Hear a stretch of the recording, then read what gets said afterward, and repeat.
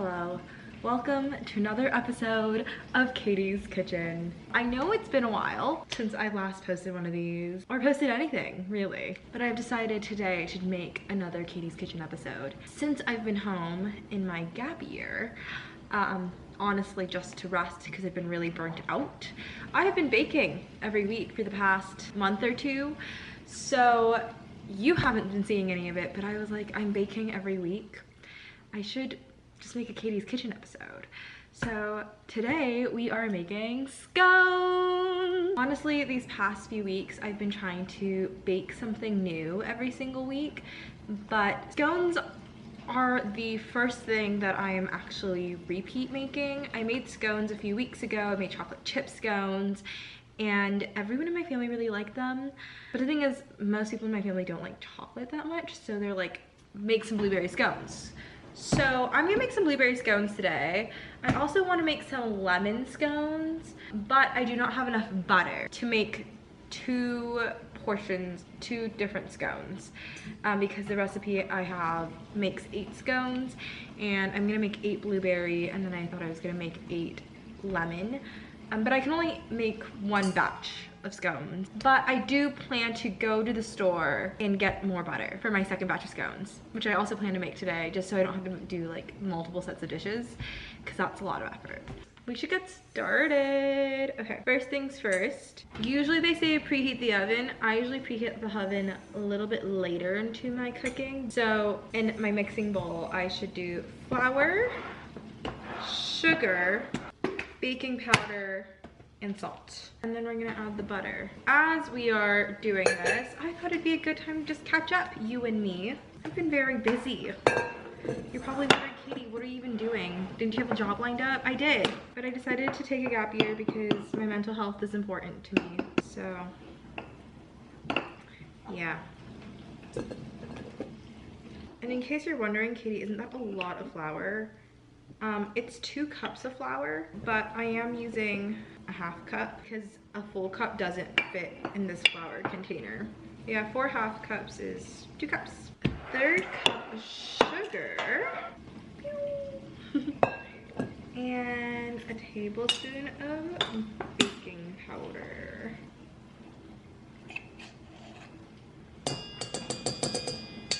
And I'm just gonna salt. For the scones, I'm literally just making a plain butter scone recipe and just adding whatever I want to it. So I use the same recipe for the chocolate chip cookies. This time I'm making blueberry scones, so I'm just adding a cup of blueberries to this basic butter scone recipe. And now I gotta mix it all together before I add the butter.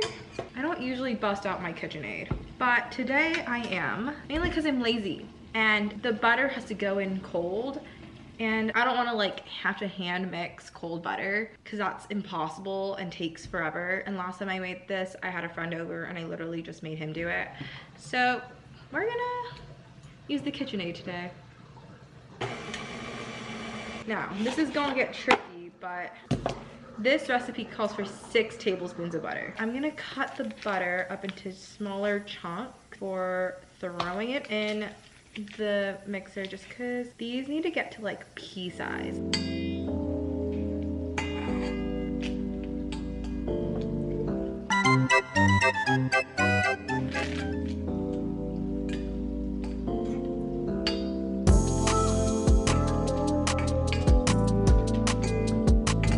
Hopefully the butter cuts up in here. I'm just truly just don't want to do it by hand, mainly because it would kill me. So while this is buzzing around, I'm gonna get started on the wet ingredient. I used a half cup earlier, but I need to use it again for the flour because I'm doing a second batch. So we're gonna get a half cup of heavy whipping cream, which I found that they have this 8-ounce one at Trader Joe's, which is great because 8 ounces is 1 cup, so I need 2 of these, and this is like the perfect size, so I'm not gonna have any leftovers. This is literally sending me flashbacks to back when I was a kid in school, where they would give you like the milk cartons. This is literally the exact same thing. We have a half cup of heavy whipping cream. We've got an egg in there. By the way, I will have the recipe that I use linked down below, so if you want to follow along, feel free to. And then I need a teaspoon of vanilla extract. And background noise, that is the KitchenAid just working, doing her thing. Going to finish mixing this up. Oh, you can already see the vanilla extract literally like moving. Look, it's literally just like moving. Everything's kind of like having a chemical reaction there. I'm gonna get a fork for just like mixing in wet ingredients. A fork is so much easier than like getting another whisk. I feel like I should talk about certain things while I'm baking. So let me know what you want me to talk about. Honestly, you guys are just all my friends. People watching this are people that I know. Or I could do book reviews and cooking. So I feel like I don't have my own recipe, so it doesn't make any sense to walk you through the recipe that I'm doing. I literally just find recipes off the internet, so that makes no sense. I'm not gonna pretend like these recipes are my own. But, you know, I feel like this is a great place where I can maybe do my book reviews. KitchenAid did a good job. It did way better than I thought it would. This is what it looks like to me. It literally just looks like powder. And I'm just gonna dump the wet ingredients in. Yay. Also, an FYI, if you're new to baking, rubber spatula, godsend. Even to cooking, I love a rubber spatula. It's so great. Now, we're gonna mix. It's still super crumbly, but I'm trying to like get rid of like huge flour pieces and like get everything kind of stuck together. But I also don't want to over mix. So I think this is about the time to fold in the blueberries. And then once I work the dough, I'm gonna put it in here so it's like circular, and then I cut it up into different pieces, take them out, and then I leave them in the freezer for a bit. Blueberries are washed. I'm gonna mix in the blueberries. I did this with the chocolate chips, which I feel like it's easier because they're not like fruit. So they don't have any like liquid in chocolate chips. So those are a little bit easier, I feel like, to mix in. This is kind of what it looks like now. And I don't wanna make a mess and like hand knead it on the counters. Usually I would, but with the blueberries added, I'm a little bit nervous about hand kneading. So I think I'm gonna knead them kind of in here.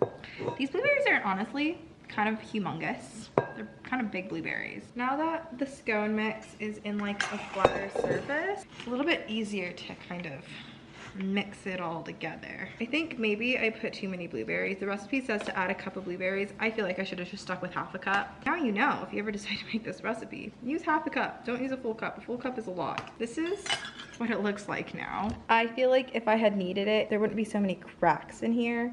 I do think it would be smoother, but you know what? Sometimes you just have to make do with what you have. Now that I'm done putting the scones in this cake pan, I'm gonna take the sides of the cake, take the sides of the cake pan off. So now the sides of the cake pan are off, so it's just kind of standing here. And I'm gonna cut them up.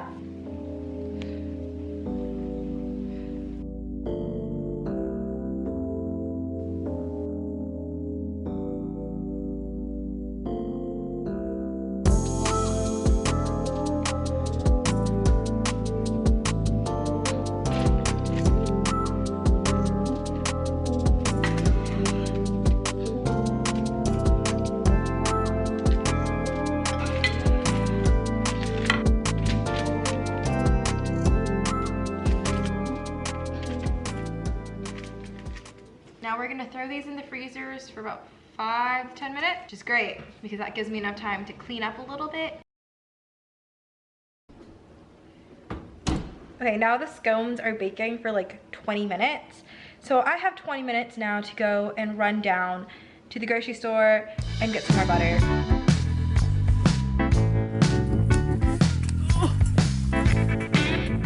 So I am back home with literally a minute to spare, and I did get some more flour and sugar because I am running low on those because I've been baking a lot. Got more blueberries for my mom because I stole most of her blueberries for the blueberry scone.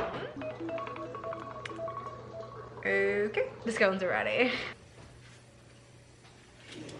Oh my gosh, do they look so good. They definitely need time to cool, but they look incredible. Oh my goodness gracious, these look incredible. Look at how good these look. I'm gonna let them cool for however long it takes for me to make these lemon scones.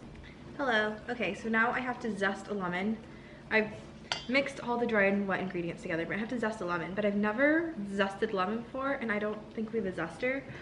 So I'm using a cheese grater. I'm using the smallest side of a cheese grater and honestly hoping for the best. They said to zest a medium-sized lemon. So later. It's time for the glaze. I've already prepped half a cup of powdered sugar in here. The recipe calls for 1 cup, but that's too much glaze. And now we're going to squeeze out the lemon. This is 1 to 2 tablespoons, which is about half of this 1/4 cup that I was using earlier. So we're gonna do that. Honestly, I think I might need more. I just don't want the glaze to be too thick. We're gonna use the fork and we're gonna whisk. Lemons are ready. Into the oven they go. While I'm waiting, I'm gonna clean and I'm gonna make some rice and I'm gonna finish whisking the glaze. Later. Okay, so I just finished glazing these lemon scones and they look so good. Anyways, as soon as the glaze and the scones fully cool, I'll do a final shot of them and the blueberry scones. Okay. The final products. I didn't film an outro, so this is it. Thank you all for watching. This video literally took me forever to edit. I don't know why, I just couldn't edit this video. So please like and subscribe and comment down below what I should talk about the next time I do a Katie's Kitchen episode. This time I was genuinely just like telling you what I was doing. I didn't know what to talk about. So let me know what I should talk about. But yeah, anyways, happy holidays. I'll see you. Bye.